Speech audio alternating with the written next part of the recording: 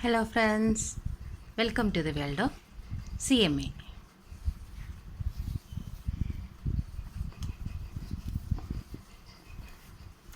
ഇന്ന് നമ്മൾ type of accounting ഇൻഫോർമേഷനാണ് പഠിക്കാൻ പോകുന്നത്. അതിൽ first point accounting information relating to financial transaction and event. ഇതിൽ ട്രാൻസാക്ഷൻ എന്ന് വെച്ചാൽ എന്താണ്? ട്രാൻസാക്ഷൻ എന്ന് വെച്ചാൽ എക്സ്ചേഞ്ച് എന്നാണ് പറയണത്. അപ്പോൾ ഇവൻറ്റ്സ് എന്ന് വെച്ചാലോ, ആ ട്രാൻസാക്ഷൻ നടക്കാൻ നേരത്ത് നമുക്ക് എന്ത് ചെയ്യും? പ്രോഫിറ്റ് ആണോ ലോസ് ആണോ അല്ലെങ്കിൽ സ്റ്റോക്ക് എത്രയുണ്ട് എന്നൊക്കെ അറിയാൻ പറ്റും. അതിന് റിസൾട്ട് അറിയാൻ പറ്റും. അതിനെയാണ് പറയണത് ഇവൻറ്റ്സ് എന്ന് പറയുന്നത്. അപ്പോൾ അതെങ്ങനെയാണ് നമുക്ക് ആ റിസൾട്ടും ഇതെല്ലാം അറിയാൻ പറ്റണത്? ഒന്ന് ഫിനാൻഷ്യൽ പൊസിഷൻ വഴി, അല്ലേ? ഫിനാൻഷ്യൽ പൊസിഷൻ എങ്ങനെയാണ്? ഫിനാൻഷ്യൽ പൊസിഷൻ എന്ന് വെച്ചാൽ നമ്മൾ ബാലൻസ് ഷീറ്റ് വരയ്ക്കുന്നത് വഴി നമുക്ക് ബാലൻസ് ഷീറ്റ് നോക്കി എന്തൊക്കെ കാര്യങ്ങൾ അറിയാൻ പറ്റും? നമ്മൾ ആദ്യം പറഞ്ഞ പോലെ തന്നെ എന്തറിയാൻ പറ്റും? എക്കണോമിക് റിസോഴ്സസ് അറിയാൻ പറ്റും, അല്ലേ? അസറ്റ് സൈഡ് നോക്കിയാൽ ഫിക്സഡ് അസറ്റ്സ് നോക്കി തന്നെ നമുക്ക് എക്കണോമിക് റിസോഴ്സസ് എത്രയൊക്കെ നമ്മുടെ കയ്യിൽ ഉണ്ട് എന്ന് അറിയാൻ പറ്റും. ബോറോവിങ്സ് അറിയാൻ പറ്റും, അതായത് നമ്മൾ എത്രമാത്രം ലോണ് എടുത്തിട്ടുണ്ട് എന്നുള്ള കാര്യങ്ങൾ അറിയാൻ പറ്റും. പിന്നെ എന്താ അറിയാൻ പറ്റുന്നത്? അതേപോലെ തന്നെ ക്യാപിറ്റലിൻ്റേതായ കാര്യങ്ങൾ അറിയാൻ പറ്റും. പിന്നെ എന്താണ്? ലിക്വിഡിറ്റി ആൻഡ് സോൾവൻസി അറിയാൻ പറ്റും. ലിക്വിഡിറ്റി ആൻഡ് സോൾവൻസി എന്ന് വെച്ചാൽ എന്താണ്? ലിക്വിഡിറ്റി എന്ന് വെച്ചിട്ടുണ്ടെങ്കിൽ നിയർ ഫ്യൂച്ചറിലേക്ക് എത്ര ക്യാഷ് അവൈലബിൾ ആയിട്ടുണ്ടെന്നും, അതേപോലെ തന്നെ സോൾവൻസി എന്ന് വെച്ചിട്ടുണ്ടെങ്കിൽ ലോങ് ടേമിൽ നമ്മൾ എത്ര ഫിനാൻഷ്യൽ കമ്മിറ്റ്മെൻറ്റ്സ് ഒക്കെ നമ്മൾ മീറ്റ് ചെയ്യണമെന്നും ലോങ് ടേമിലേക്ക് എത്ര അറിയണം. ലോങ് ടേമിലേക്കുള്ളതാണ് സോൾവൻസി എന്നും നിയർ ഫ്യൂച്ചറിലേക്കുള്ളത് ലിക്വിഡിറ്റി എന്നും പറയും. അപ്പോൾ ലോങ് ടേമിലേക്ക് നമ്മൾ എത്ര കമ്മിറ്റ്മെൻ്റ് ഒക്കെ വെച്ചിട്ടുണ്ട്, എത്രയൊക്കെ നമ്മൾ ചെയ്യാനുണ്ട് എന്നുള്ള കാര്യങ്ങളാണ് സോൾവൻസിയിൽ പറയുന്നത്. അതേപോലെ തന്നെ ഫിനാൻഷ്യൽ പെർഫോമൻസ് എന്താണ്? P&L അക്കൗണ്ട് നോക്കിയിട്ടുണ്ടെങ്കിൽ നമുക്ക് ഫിനാൻഷ്യൽ പെർഫോമൻസ് അറിയാൻ പറ്റും. പ്രോഫിറ്റ് ആണോ ലോസ് ആണോ എന്നൊക്കെ അറിയാൻ പറ്റും. അതിനെ തന്നെ പ്രോഫിറ്റ് ആണോ ലോസ് ആണോ എന്നൊക്കെ അറിയണതിന് തന്നെ പറയണേ ഇൻകം സ്റ്റേറ്റ്മെൻറ്റ്, അല്ലേ? ഇൻകം സ്റ്റേറ്റ്മെൻറ്റ് നോക്കിയാലും നമുക്കറിയാൻ പറ്റും. അതേപോലെ തന്നെ ക്യാഷ് റെസിപ്റ്റ്സും ക്യാഷ് പേയ്മെൻറ്റും അറിയണമെന്നുണ്ടെങ്കിൽ ക്യാഷ് ഫ്ലോ നോക്കിയാൽ മതി. ക്യാഷ് ഫ്ലോ നോക്കിയാൽ ക്യാഷ് റെസിപ്റ്റ്സും ക്യാഷ് പേയ്മെൻറ്റ്സും എല്ലാം അറിയാൻ പറ്റും. പിന്നെ അതേപോലെ തന്നെ ഇതിൽ കൊടുത്തിരിക്കുന്ന വേറൊരു കാര്യമാണ് ഈ ക്യാഷ് ഫ്ലോ. ഇതിന് ഇൻഫോർമേഷന് വീണ്ടും ഡിവൈഡ് ചെയ്തിട്ടുണ്ട്. Information may be classified as follows എന്ന്, അതായത് വീണ്ടും ക്ലാസിഫൈ ചെയ്യണം ഹിസ്റ്റോറിക്കൽ കോസ്റ്റിൻ്റെ അടിസ്ഥാനത്തിൽ. ഹിസ്റ്റോറിക്കൽ കോസ്റ്റ് എന്ന് വെച്ചിട്ടുണ്ടെങ്കിൽ എന്താണ്? നമ്മൾ ഏതെങ്കിലും ഒരു സാധനം വാങ്ങിക്കുന്ന ആ സമയത്ത് ഉള്ള കോസ്റ്റ്, അതാണ് ഹിസ്റ്റോറിക്കൽ കോസ്റ്റ് എന്ന് പറയുന്നത്. കറൻറ്റ് കോസ്റ്റ് എന്ന് വെച്ചിട്ടുണ്ടെങ്കിൽ പ്രസൻറ്റ് അതിൻ്റെ വില എത്രയാണോ അതാണ് കറൻറ്റ് കോസ്റ്റ് എന്ന് പറയുന്നത്. റിയലൈസബിൾ വാല്യൂ എന്ന് വെച്ചിട്ടുണ്ടെങ്കിൽ എന്താണ്? Sale value. അത് നമ്മൾ സെയിൽ ചെയ്യാൻ നേരത്ത് നമുക്ക് എത്ര വാല്യൂ കിട്ടും എന്നുള്ളതാണ് റിയലൈസബിൾ വാല്യൂ. പ്രസൻറ്റ് വാല്യൂ എന്ന് വെച്ചിട്ടുണ്ടെങ്കിൽ ഫ്യൂച്ചറിൽ എനിക്ക് കിട്ടാൻ പോകുന്ന വാല്യൂവിൻ്റെ ഇന്നത്തെ വില. ഫ്യൂച്ചറിൽ അതിന് ഞാൻ വിറ്റ് കഴിയുമ്പോൾ എത്രയാണോ കിട്ടുന്നത് അതിന് ഇന്നത്തെ വില എത്രയാണോ അതിനെയാണ് പ്രസൻറ്റ് വാല്യൂ എന്ന് പറയുന്നത്. അത് എന്തിനാണ് ഇങ്ങനെ ഡിവൈഡ് ചെയ്തേക്കണേന്നുള്ളത് പോട്ടെ, അത് ആവശ്യമില്ലാത്ത ഒരു ക്ലാസിഫിക്കേഷൻ ആയിപ്പോയി ഇവിടെ, എന്നാലും പോട്ടെ. ക്യാഷ് ഫ്ലോ, അപ്പോൾ അതിനെന്താണ് ക്ലാസിഫൈ ചെയ്തിരിക്കുന്നത്? ഹിസ്റ്റോറിക്കൽ കോസ്റ്റിൻ്റെ, കറൻറ്റ് കോസ്റ്റിൻ്റെ, റിയലൈസബിൾ വാല്യൂൻ്റെ, പ്രസൻറ്റ് വാല്യൂവിൻ്റെ ബേസിസിലാണ് തിരിച്ചിരിക്കുന്നത്. അപ്പോൾ നമ്മൾ അക്കൗണ്ടിങ് ഇൻഫോർമേഷൻ്റെ ഫസ്റ്റ് ടൈപ്പാണ് നോക്കിയത്. എന്നാണ് accounting information relating to financial transaction and event. അതിൽ വരുന്ന സബ് ഡിവിഷനാണ് എന്ത്? Financial position, financial performance, cash flow എന്നുള്ളത്. ഓക്കെ, അത് ഇനി അടുത്ത എന്താണ്? Accounting information relating to cost of product, operation or function. Accounting information relating to planning, controlling the activity of the enterprises for internal reporting. Accounting information relating to social effects of business decision.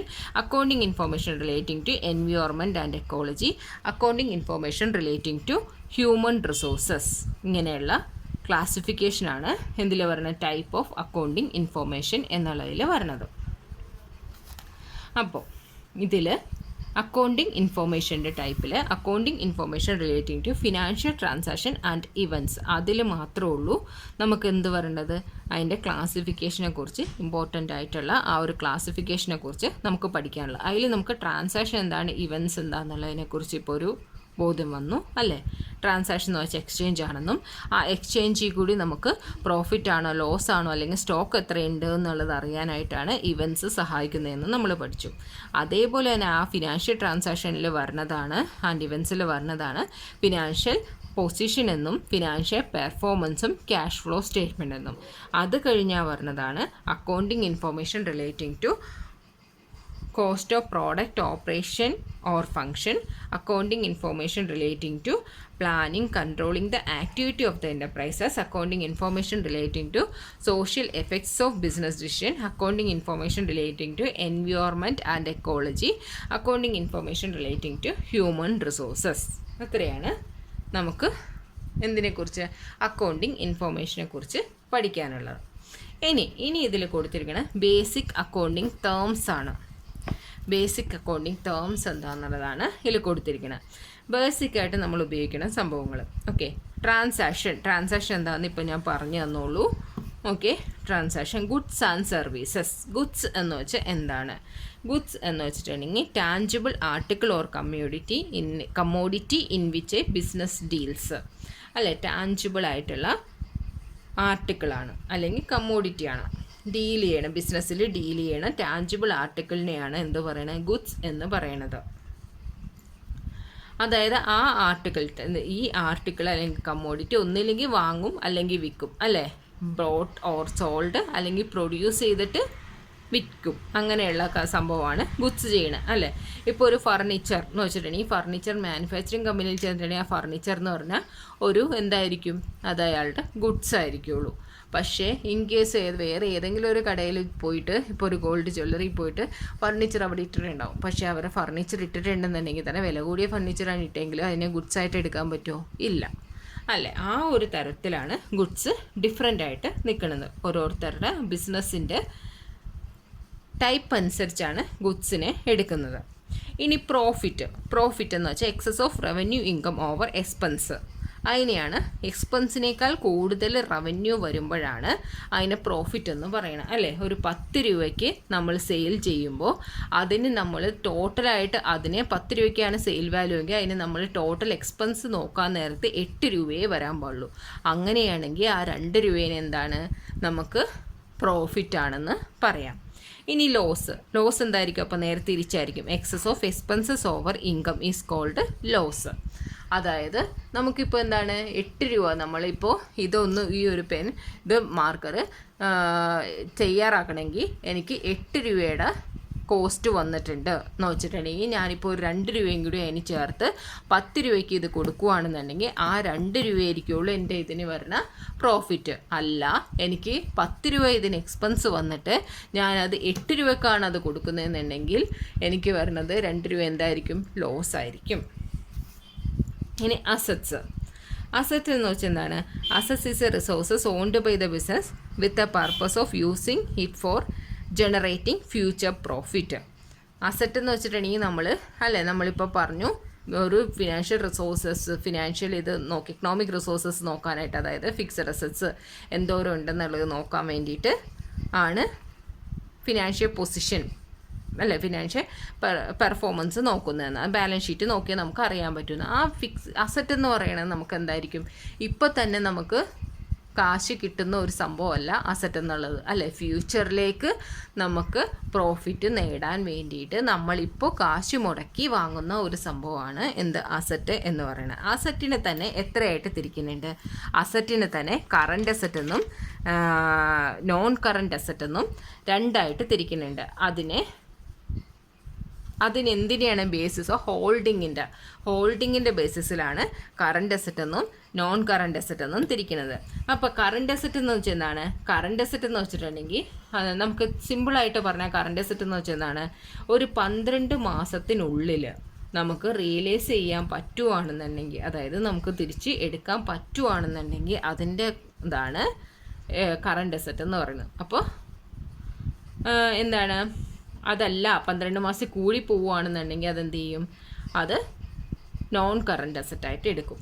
അതായത് normal operating സൈക്കിളിനുള്ളിൽ realise ചെയ്യാൻ cash ആക്കി എടുക്കാൻ പറ്റുമെങ്കിൽ അതിനെ പറയുന്നതാണ് current assets എന്നും. അല്ല തിരിച്ചാണെന്നുണ്ടെങ്കിൽ അതിനെ നോൺ കറണ്ട് അസറ്റ്സ് എന്നും പറയുന്നു.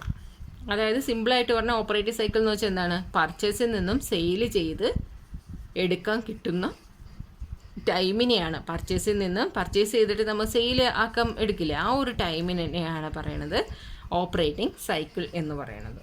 അപ്പോൾ അസറ്റിനെ കറണ്ട് അസറ്റ്സ് എന്നും നോൺ കറണ്ട് അസറ്റ്സ് എന്നും ഓൺ ദ ബേസിസ് ഓഫ് ഹോൾഡിങ്ങിൻ്റെ ബേസിസിലാണ് അതിനെ തിരിക്കുന്നത്.